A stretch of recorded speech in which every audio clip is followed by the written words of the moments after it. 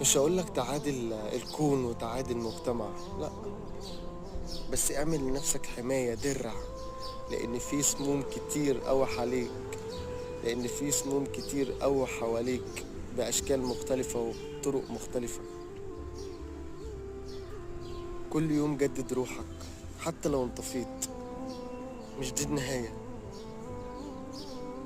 استحالة يكون في نهاية غير مع آخر نفس ليك. ربنا ميزك وأمر كل الملائكة إنها تسجد ليك، والوحيد اللي عصى ربنا ورفض يعمل ده اتطرد من الجنة.